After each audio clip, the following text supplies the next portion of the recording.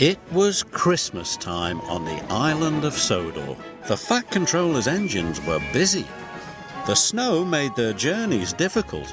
They had to work hard to deliver passengers and goods to their destinations on time. This made the engines feel very reliable.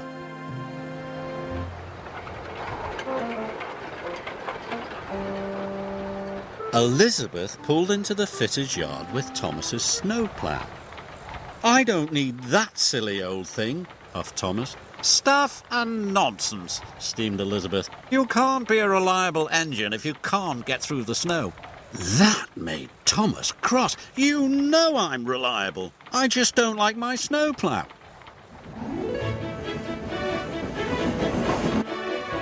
"Elizabeth is rude," Thomas chuffed, "and this snowplow makes my buffers ache." Later, Thomas saw the Fat Controller talking to Elizabeth. "The Sodor Pudding Factory is snowed in. Their Christmas puddings must get to the docks before the ship sails for the mainland." "Let me do the job." "I need you on your line. Besides, Elizabeth knows those roads well. She's very reliable." "I'm reliable too," huffed Thomas. "Apparently not reliable enough," Elizabeth chuffed. Now Thomas was crosser still. The snow was heavy, but Thomas arrived at every station right on time.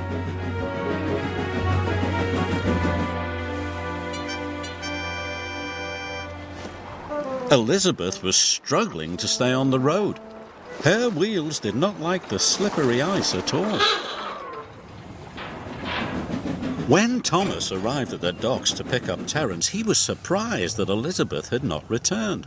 "The ship will miss the tide," said the dock manager, "and the children won't have their Christmas puddings. Thomas, go and look for Elizabeth at once." "Yes, sir," answered Thomas. "Perhaps Elizabeth isn't so reliable after all."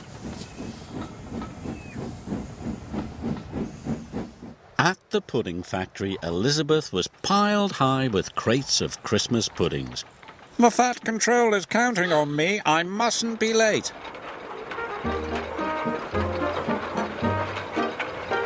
She chuffed onto the icy road. Suddenly, she was on a steep hill.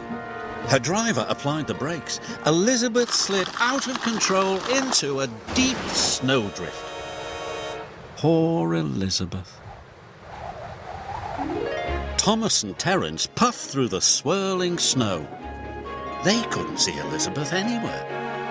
Soon they spotted her driver. He was standing by the level crossing. "Elizabeth is stuck under the snow," her driver explained.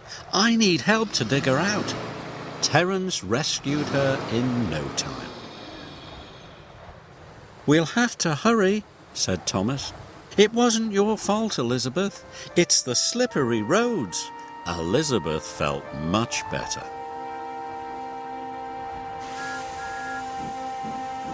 Thomas chuffed and puffed as fast as he could.